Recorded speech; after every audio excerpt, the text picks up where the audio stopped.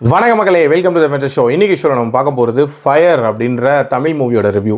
இந்த படம் already தியேட்டர்ஸில் release ஆகி நல்ல வரவேற்பை பெற்ற ஒரு படம் அப்படின்னே சொல்லலாம். எப்போ ஓடிடியில் வரும் அப்படின்னு சொல்லிட்டு எதிர்பார்த்துட்டு இருந்தோம். இப்போதைக்கு ஓவர்சீஸ் ஓடிடிஸில் மட்டும் ரிலீஸ் ஆகிருக்கு. இந்த படத்தை நான் ஆல்ரெடி பார்த்துட்டேன். இந்த படத்தோட கதை அப்படின்னு பார்த்தீங்கன்னா, ஒரு டாக்டர் மர்மமான முறையில் படத்தோட ஸ்டார்டிங்லேயே காணாமல் போயிடுவார். அவருக்கு என்ன ஆச்சு அப்படின்றத கண்டுபிடிக்கிற மாதிரியான ஒரு இன்வெஸ்டிகேஷன் ட்ராமாவை தான் இந்த கதை போகும். ஆக்சுவலாக அந்த டாக்டரோட பேர் தான் காசி. இவரை ஸ்டார்டிங்லேயே காணோன்னு சொல்லிட்டு அவரோட பேரண்ட்ஸ் வந்து கம்ப்ளைண்ட் பண்ணியிருப்பாங்க. அண்ட் அந்த இன்வெஸ்டிகேஷனை ஒரு போலீஸ் ஆஃபீஸர் எடுத்து நடத்திட்டு இருப்பாரு.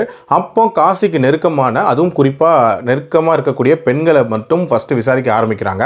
அவங்க இந்த காசியை பற்றி இனிஷியலாக என்ன சொல்கிறாங்க, உண்மையிலே அந்த காசி யார், டுவர்ட்ஸ் தி எண்ட் எப்படி கண்டுபிடிக்கிறாங்க, இதுக்கு காரணமானவங்கள, அவருக்கு என்ன ஆகியிருக்கும் அப்படின்ற மாதிரி நிறைய விஷயங்களை சொல்லக்கூடிய ஒரு படம் தான் இந்த படம்.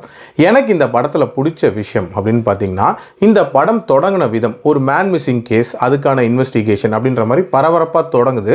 அதுக்கேற்ற மாதிரி ஒருத்தரும் அந்த காசியை பற்றி சொல்லக்கூடிய ஒரு விஷயங்கள் அப்படின்றது ஒரு சின்ன கியூரியாசிட்டியை பில்ட் பண்ணிச்சு அப்படின்னே சொல்லலாம்.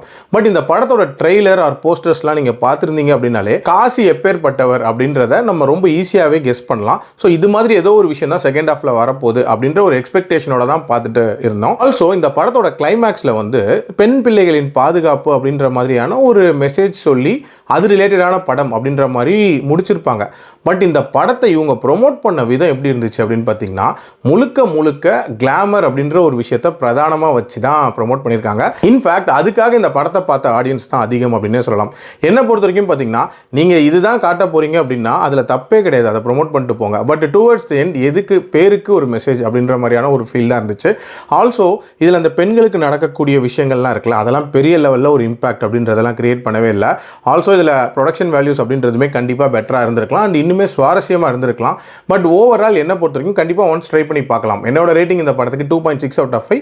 இந்த படம் கண்டிப்பாக ஸ்ட்ரிக்ட்லி ஃபார் அடல்ட்ஸ், உங்களுக்கே தெரியும் எதனாலன்ட்டு. ஸோ அதுக்கேற்ற மாதிரி பிளான் பண்ணிக்கோங்க. மீண்டும் அடுத்த விமர்சனத்தில் சந்திக்கிறேன். நன்றி.